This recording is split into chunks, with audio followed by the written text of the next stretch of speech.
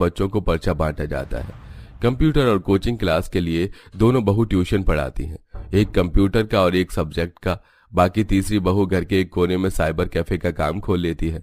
लोगों के online document भर के पैसे भेजकर और आधार कार्ड का काम करवाकर धीरे धीरे घर की आर्थिक स्थिति को बेहतर करने में मदद करती है। और 3 महीने में ही वो घर में ईएमआई पर एक एसी ले आती है, जिससे पूरे घर में एसी की ठंडी हवा बहती है। साथ ही अब उनके ट्यूशन के बैच भी बहुत ज्यादा होते हैं, कंप्यूटर का लोन भी उतार देती है और घर में मॉडर्न रसोई भी बन जाती है। एक दिन, अरे वाह, जैसे ही तुम तीनों की अकल पलटी इस घर की काया पलट गई। देखो तो अब तो हमारी रसोई भी बहुत अच्छी हो गई और घर में गर्मी की दिक्कत भी नहीं है। और माँ जी, ये सब आपकी उस दिन की डांट की वजह से हुआ है, तभी हम संभल पाए। और अभी तो देखना आप, हम इसका ऊपर का फ्लोर बनाएंगे और फ्रिज भी लेकर आएंगे। हाँ बिल्कुल बच्चों।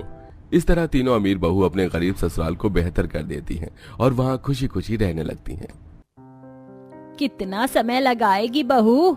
यहाँ सब खाने का इंतजार कर रहे हैं।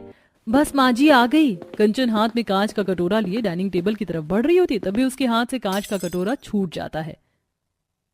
हे भगवान, इसने ये क्या किया? पहली रसोई में ही सत्यानाश कर दिया। अब तो माँ जी के तांडव से कंचन को कोई नहीं बचा सकता। देखा नहीं था कल कैसे दीदी को एक गिलास पलटने पर सुना रही थी, जबकि वो टूटा भी नहीं था। क्या बात है बहू, मैंने अपनी कांच की रसोई का सत्यानाश करवाने के लिए तुझे अपने घर की बहू बनाया है?